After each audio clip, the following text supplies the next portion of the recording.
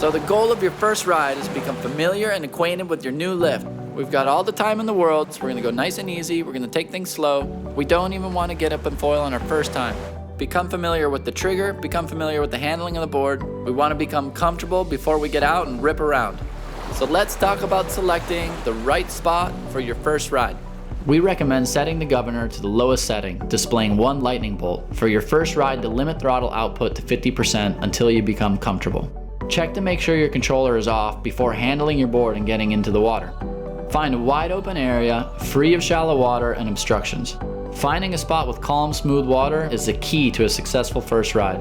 Rough conditions are possible on the lift, but require more experience. Trust us on this one, smooth is easy. It's critical to find an area free from swimmers. Ensure that you are following all safety precautions. Your lift has some weight to it, so become familiar with a safe way to handle your board that is comfortable for you. Make sure the water is deep enough for the board to float, free of obstructions, before you set it up right. Mounting the board is easy. Slide on from the sides or back, just like a surfboard, and stay on your belly. Never use the foil or the motor as a stepping ladder. It's always best to keep your feet as far away from the motor and wings as possible. Once you are safely on the board, turn the controller on and get ready to ride. Note, there is an antenna on the inside of the nose of the board which receives a signal from the hand controller. If you feel that the throttle is not responding, lean back so that the nose is outside of the water and the antenna can connect to the hand controller. Gently engage the throttle and slowly accelerate. The steps to progression start with comfortably riding on your belly, making some turns, and getting used to the throttle actuation. From there, move from your belly to your knees. Make a few turns, get comfortable. Through this process, you'll notice that at a higher speed of about 10 miles per hour, the board becomes more stable. Once you feel confident on your knees at this speed, slowly transition from your knees to your feet.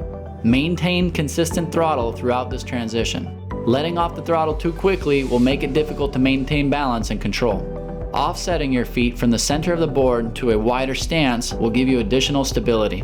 The thrust of the motor wants to pitch the nose up at all times, so it's critical to shift your weight forward as the board accelerates. This is true for any riding position, on your belly, on your knees, or standing. Don't rush into foiling. You want to be very comfortable with getting onto the board, riding on your belly, knees, and transitioning to a confident stance for as much time as you need. This process takes practice, and wiping out is common as you learn. But rather than falling in an uncontrolled manner, use your last bit of control to safely bail to the side or rear to get away from the foil. Bailing skillfully is a key part of the process, and you will do plenty of it, so don't worry. So once you're comfortable with all this, you're ready to get out and have a great first ride. So get out there and have some fun. Then we'll talk about shutting down, storage, and maintaining your new lift. After that, we're gonna give you some really helpful tips to get out and foil like a pro.